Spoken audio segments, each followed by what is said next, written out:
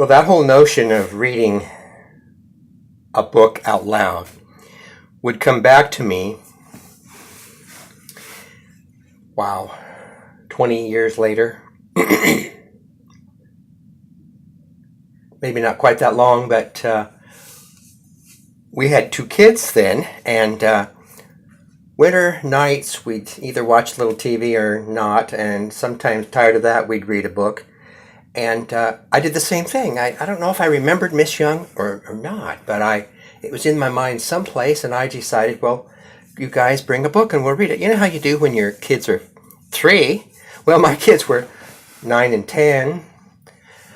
We were in the big Victorian house at the time, and there was a fireplace always going there in that end of the house. It was a high ceiling, low floor, step down room, family room with a big fireplace.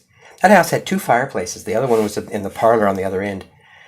And but we congregated there every night, and Kathy would sit quietly doing her needlepoint or her cross stitch. She loved doing those kinds of things. And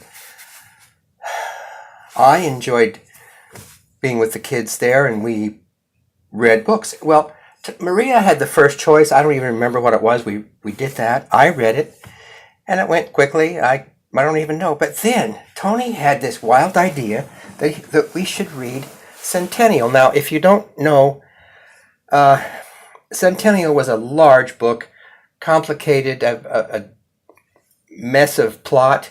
Now, it was a book written by James A. Michener. And if you don't know James A. Michener, he wrote historical fiction. That means just what it says. It's a story, a fictionalized story shaped around actual history. And he did that all his life. He has many books. He wrote a book called Hawaii, Texas, you might know. I think that was Alaska. The Covenant was the story of Israel. Poland was the story of the beginning of World War II and how the Nazis invaded Poland and set off the war. Others. And I so enjoyed his books, but to read this book aloud was going to take a lot of time and effort, and yet we had seen the series on TV. If you recall that, your memory's good, but it was a neat experience, a TV series that lasted a long, long time. It was back in the time, I think, when Roots was done, about like that. So there it was. We read this book, and I, of course, was assigned the job of reading it. I learned fairly quickly that just reading out of a book is kind of boring unless you give it a little bit of, a little style. You have to kind of style the voices a little, dramatize it a bit, slow down, hurry up, speed up the chatter, slow down when you have to. The trick was knowing when to do that, and I had no forewarning. I simply was reading it for the first time. Now, to do that, I learned after a while to do this. I learned to read ahead and speak behind. It got to be kind of a thing after a while. I know it sounds like it's impossible, but you have to do that to know what is coming up. You know, like that question mark at the end of a sentence, you're reading along, and all of a sudden there's that question mark. Oh, I forgot to make this sound like a question. So that technique I learned sort of prevented those mistakes. Well, we read and we read and we read. Now, once in a while, I'd get tired or my voice would give out or whatever. Every winter my voice gives out.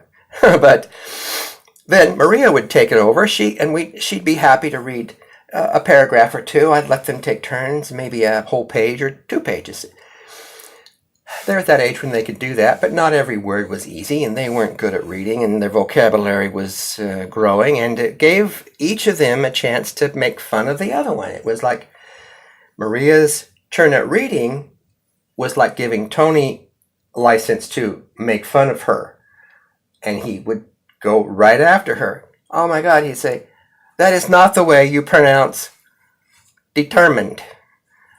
"Dad, did you hear what she just said?" and so it was, and don't tell me you haven't heard this. If you've got 2 kids, then you've been through this. And of course, then I'd take the book from her and she'd be angry. And Tony would gloat. So I read for a while, and then it was his turn. And then you could just see Maria like, okay, Tony's turn to read. Let's hear it. Bring it on. So she would, he wouldn't get 4 words and there'd be something out of her mouth. Tony, good grief. Can you not slur? Can you? Oh, I don't know. She'd make up stuff just to get under his skin. And he was a little bit tougher at this than she was. She was a little thinner skinned, as they say. But we learned from that. We got through it. It's just stuff kids do. You learn as a parent, I think, not to let every little thing become a disciplinary moment. You know, you can't just work that all the time. And I had to learn from that to just let it go. But I bring that up, all of this about Miss Ankerman reading, Miss Young, Mrs. Ankerman, and me reading that enormous Centennial. I bring that up because I have a little surprise for you. I found something in my book collection over there, and I have never read it. It's not serious reading. It's not James A. Michener. It's not the Bible. It's not, well, you'll see. And if you stay tuned with me, maybe tomorrow I'll have one ready for you.